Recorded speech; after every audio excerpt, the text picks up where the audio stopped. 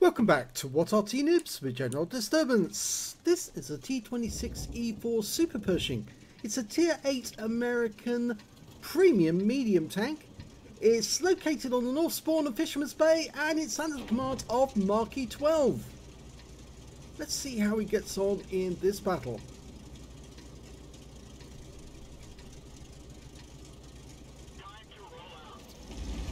Well, we've talked about the SuperPershing before on previous battles. It's a variant of the M26 Pershing. They built 2,202 of those, but they only built 25 of these. And it was a variant that was actually designed to carry the 90mm gun instead of the standard gun on the Pershing. And it was fairly successful. They had a few in Europe on the during World War II, and this one, which was a modification, there was only one of this particular type with that armour configuration, and unfortunately it was lost at the end of the war. It's believed that it was scrapped afterwards. Nobody kept it, but yes, quite an interesting tank. 90mm guns, as I said, 240 Alpha. Standard reload is 7.67 seconds, and you can see here Marky's got it down to 6.58. Okay, AMX1375 takes one round. Not gonna survive the next one if he gets a hit. Oh yes, there's a hit, and he's gone. Okay, we've got a KV1S over in the corner. A few enemy tanks a little further back. He's just waiting here for the moment. Now the actual armour on the turret, you can see, is from a Panther, and it's also got straight armour on the front of the body of the tank and the lower plates, but they had to cut holes for the machine gun ports and for the driver as well, and as a consequence there are weak spots there which you can penetrate and take out. Okay, AMX12 time, nice kill, easy one that one. Let's go to T25. Looks like he's pulling back. We're only getting a partial outline. It's funny how that does that sometimes. Oh, now that's the enemy M44, I think, and he's already got a kill in this game. I think he took out one of our light tanks, the AMX1357. Looks like their Arty is fairly accurate. They also have a GW Panther. Watch out, because I reckon there's another Arty shell already being lined up for you. Best pull back round the corner. Yep, I was right. Yes, he is doing that. Well, once you receive one Arty shell, it's more than likely that he's going to fire another one just to make absolutely certain. But the best way to stop this is to actually get into a position where you can't be shot at. Renegade. Okay, M54. Can he get a shot? Lower plate. Yes, nice hit. It's a low roll, only 232, but he did get a good hit on him. He's moving up, asking his teammate to come with him. There's a Scorpion somewhere further up the road, and we can see him now. Yeah, he's just around the corner. So we might be able to get a hit on this Renegade. Oh, he bounced around for the T3485. No, ideally he wants to... Oh, Arty takes out the Renegade for us. And now we've just got the Scorpion. He's looking at somebody else and he's got very thin armour. So there's one shot in. He's now looking at us, but he's just fired. So bye-bye. And that's the end of his game. There's a Skoda T25 over there. A tank rejected by the Germans. And somewhere just in the around here is a T3485. We received one hit from him. It must be somewhere around here. Yep, there he is. He's just coming up now. Okay, so let's see if we can see off this Skoda. That's another hit. Oh, here comes the T3485. Skoda goes down. Can we get a kill on this T3485? Well, we pumped one into him and got a high roll, but he's just gone straight round the corner into a whole bunch of our teammates, so I don't think he's got long to live. But he's coming back round again, so maybe if you back up, you might be able to get a kill. No, he's gone. Okay, so pushing on. Good battle so far for Marky. It's not a very fast tank. It's only got 40.2 kilometers an hour maximum speed. But you've got to take into account the fact it's carrying a huge amount of weight. Yeah, all that extra weight really slowed this tank down. Okay, nice shot on the GW, but we took a round from a Tiger in the centre of the field. Let's see if we can respond. Nice hit. Low roll though, 290. Where's that Tiger? Oh, well, he hit us in the tracks and we've taken him out the game. And that M44 pops his head up again and fires one into us. Now he's over the other side of the battlefield, but if he's got any sense, he'll move, because he must realise that we're the next ones to meet him. And so he'll probably scarper.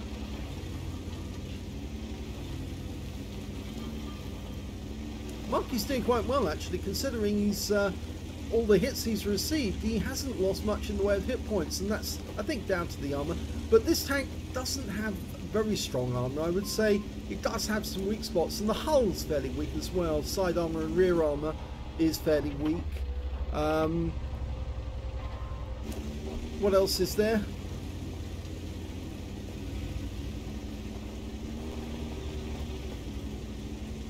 It has good gun depression, 10 degrees. Fairly large hit point pool. It's 1,500 in total, which means that it can take quite a lot of damage. And of course it's got preferential matchmaking, which means it won't see some high tier tanks that it doesn't want to see, because they would just easily penetrate. Now I reckon that M44's moved, and that's why we haven't received any fire from him since. Okay, that AMX 1357 sitting up at the centre line. Can we get a shot? Quite nice if we did. No, I think he's gone behind some buildings now. Okay.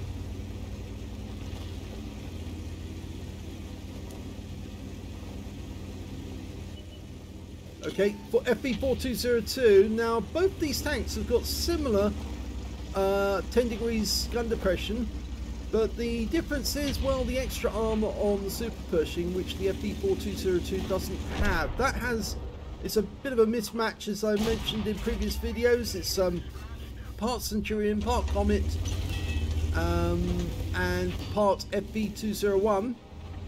Oh, received a fire, but he bounced the round, the 20-pounder round from the FV4202. Tries to get the Super Hellcat, but doesn't. Oh, that'd be a nice kill.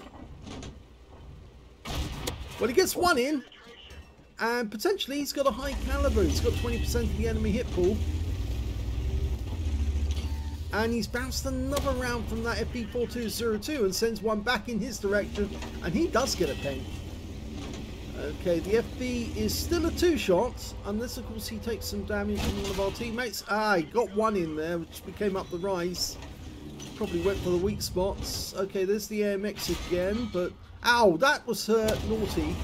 So we pumped one in, and now he's a one-shot. And here where the reload comes in, and yep, you're out the game. So that's his 5th kill. You can see he actually punched one round directly through the added additional armour, and I think that was a standard AP round as well, surprisingly. You're supposed to aim for below the cheek plates, you know, that little gap between the cheek plates and the turret, or you can aim for the reciprocators, which are actually on top of the turret. It's not, well, they're not really reciprocators as such. They're designed, they're springs designed to hold the gun up, because the gun is so heavy, so incredibly heavy, that if they didn't put those springs on, the gun would droop all the time, and it would be very difficult to get any gun elevation at all. There's the M44. He did go further up the west side, but he didn't go far enough, and now he's hiding behind the rock, which is about all he can do really, because he can't run for it. If he did try to run for it, he'd probably get wiped out immediately by Marky. So I think he's going to have to try and get a shotgun on us. He's ready, but he fails in his shotgun. I think he auto-aimed on, and when he fired, hit the rock the other side, and that's the end of his game. And that is a Top Gun and a Prescripcheese, because remember, he killed the GW Panther earlier in the game. Well, unfortunately, we lost our teammate in the M44 on our own team as well. He got wiped out by the enemy down the other end of the map. And yeah, we're coming back to defend our own cap. I'm pretty sure that Marky is intending to defend his own cap and hold just in case the enemy does try to cap out. We've got 5 minutes left on the clock. He's just holding his turret the opposite way for the moment. He's expecting the enemy to come up behind him. The AMX 1357 might have trouble penetrating with a 57mm gun, but the 90mm on the Super Hellcat should be able to punch through the armour. He's got a nice healthy 3,600 hit points already of damage. Block 2,000.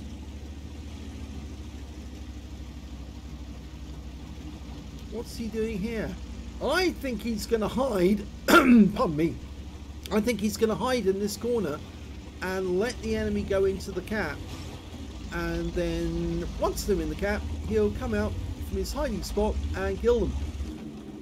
Really, the AMX 1357 might spoil this, because if he can actually do a quick scouting run just along this ridgeline, he'd instantly spot Marky by proximity spotting him.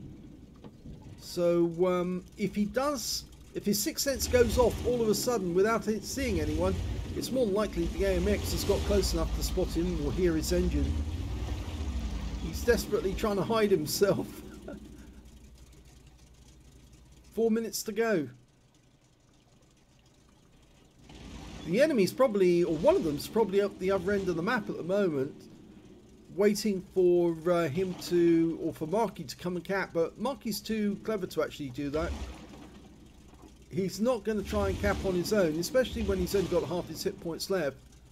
There's simply no point. You'd be taken out by that Hellcat.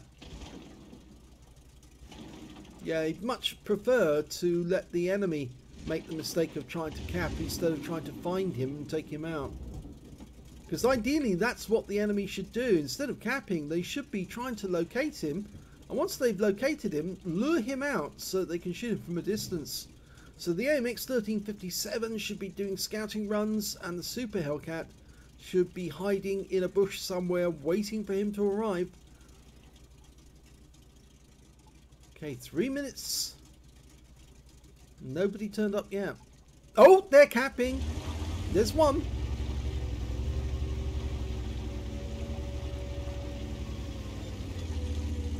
Okay, let's just hope we don't get spotted. It's the AMX 1357. Oh, there's two in the cap.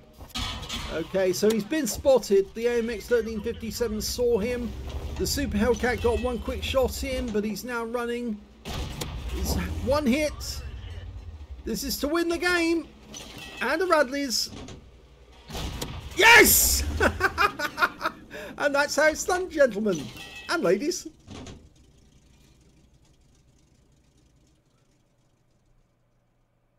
Here's the end of battle stats, and that was an ace tanker game for marke12 and the T26E4 SuperPershing.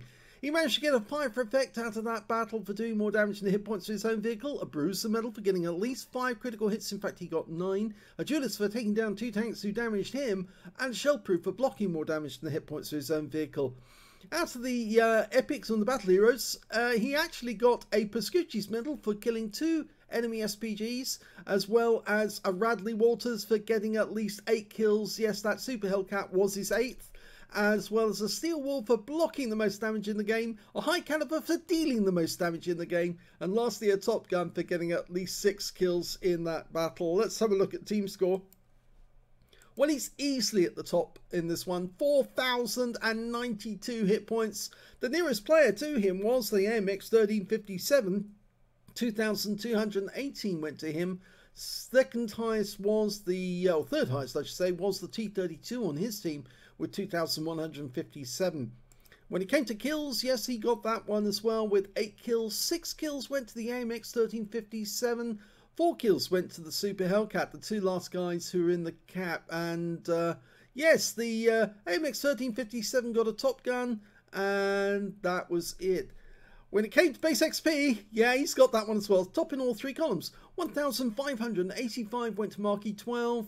907 went to the T32, and 750, no, he's not the next one, it's the AMX 1357. He got 883 out of that game. Then it's the Type 62 with 750. He fired 27 rounds of 90mm ammunition, got 25 direct hits on the enemy and 21 penetrations. Damage of 4,092 hit points, of which 887 were at more than 300 meters. 20 hits received from the enemy, of only 4 penetrated, 16 non-penetrations, and 3 hits by way of splash damage from the enemy M44. 2,235 hit points of damage blocked by armor. He spotted 1 enemy vehicle, damaged 12 of the enemy, so there was only 3 enemy tanks he didn't touch in the entire game, and killed 8 of them, which is more than half. So yes, basically he qualifies for that, what's the term? I've forgotten what it is now. Maybe it'll come back to me. Beating the idiots or something like that. Yes, well, he certainly beat all his teammates. 407 hit points of damage assistance in that battle. 81,541 credits from the game, 61,156 from personal reserves, 47,702 from personal missions payout. A grand total of 231,170 credits. And because he used standard ammo throughout, you can see he actually ended up with a profit of 215,875 credits from that game. That's a fantastic score for a battle that, well, lasted 12 minutes. 1,585 XP, 238 for this being a premium vehicle, took away 2,616 experience points altogether. Let's have a look at the armor profile for the Super Pershing. I think some of you like this new format that we do this. You can see the armor at the front of this tank is actually quite strong. Remember, that's spaced armor on the front actually, and you can see the impacted armor showing as 101.6 millimeters, but it's actually showing 223 effective armor because of course it's angled plate. And on the lower plate you can see it's only 76.2 with the extra plate being 38 millimeters. And it's actually got effective armor of 239. So don't try to shoot this tank by going for the lower plate or the upper plate unless you can get it through that machine gun porthole. If you're very accurate, you'll easily get through because that's only 76.2 millimeters. Up here you can see the mantlet again, very strong indeed.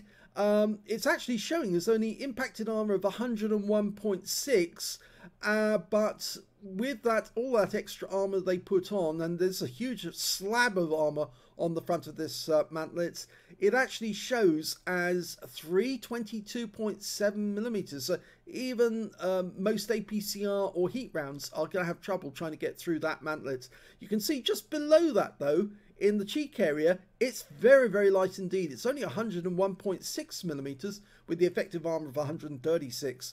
But you can easily punch below the cheeks and potentially get a pen because it's only 101 with 138. So on either side you can see, go for that spot there just below the cheeks, because if you go up here it's really strong, very difficult to get through. 101.6 millimeters, effective 225. It drops a bit as it comes to this corner because obviously it's now flatter, but very difficult to get through the frontal armor. So try not to aim for the front plate. If you can, either go for the machine gun port or these cheek areas, but you can get a pen if you can take out through the cupola. It's like most American tanks, they do have a big cupola which is fairly weak. 88.9 millimeters impacted, 166 total, so most standard rounds should be able to get through that. And of course this is a weak spot technically, the equilibrators or the springs that hold up the gun, because they're showing impacted armor 25.4, but the effective armor is only 52 millimeters. So yeah, you can punch through here, but a bit difficult to get the roof of the vehicle because of course obviously you're probably going to get a ricochet off that. Now sides. You can see here again, it's fairly slab-sided, so there's no angling to deflect shells. Looking at it from this angle, you might get a ricochet off that bit there, but if you look a little further back, you can see impacted armor 76.2 millimeters, but the effective armor is twice that. Well, not twice, it's a bit more. It's 118.9. As you go further back down here, it gets less. It's only 50.8 millimeters there with 112 total. Easier to get through the sides of the vehicle if you can. If you can get behind it, obviously it's going to be dead easy to pump one into the engine bay or the rear of the vehicle. It's only 50mm, so dead easy to get through. 76mm there. So yes, the sides and rears are easy to get through. If you're facing it from this angle, he is angling. You're no chance of getting through this area here, so don't even bother. Just aim for this cheek area. If he's actually looking at you, if I can get him to look at you. Okay, there you go. And, oh, stay there. He doesn't want to stay there. No, actually, it's very difficult to get that right. Yes, okay, so he's looking at you from this direction. You can punch it through somewhere on his rear and probably round about here. So that's where to go for. So that's the armour on the SuperPershing. Very tough indeed at the front, but fairly easy to get through if you can go through the cheeks or the cupola. Let's have a look at the modules. Well, the modules are quite interesting because you've got a driver up front on the right, sitting on top of an ammo rack, or basically it's just behind him, and the driver's mate or radio operator is just over on the left hand side of the vehicle. Remember, they've got fairly heavy armour in front of them, so fairly easy for them to feel nice and safe. Up in the turret, it's interesting because the gunner's on the left hand side and the commander, the TC, is directly behind him. He's got a radio set in the bustle. There's no ammo rack in the bustle as such. But the loader is actually on the right hand side of the vehicle, and he's got a big, huge ammo rack right next door to him in the hull, and a bigger one in the floor of the vehicle. Now, some of these tanks actually had the, I think it was the E2 gun, which actually had two-part ammunition, so a bit like modern day tanks. And so he was taking the actual shells out of the rack, which is right next door to him, and maybe the powder out of the ones in the floor, or the canister anyway. If we look at the rear, we can see there's the big engine there, and the transmission, small one running through the back there, and fuel tanks either side. So fuel tanks off the, or the engine off the lower return rollers, and if you want to go for a big ammo rack, you have to shoot through the first two or the second two return rollers to get that and penetrate the hull. Remember, it's only about 76mm here on the armour. It's only about 50mm here on the armour, so you should be able to get that. But don't try for the bustle. All you'll take out is his radio, and really, you don't need the radio. What you can take out, though, is the, as I say, that TC, because you'll go through the cupola, no problems. If you can punch through the lower part of the cheeks, you'll either take out the gunner or the loader. So there you are. That's the module placement on the SuperPershing. So I hope you enjoyed that replay. It's certainly a very good one by Marky, a textbook you could say on how to play the SuperPershing. If you enjoyed this replay, please give it a like, do subscribe to our channel, leave a little comment down below because it feeds the algorithm, and thank you for watching.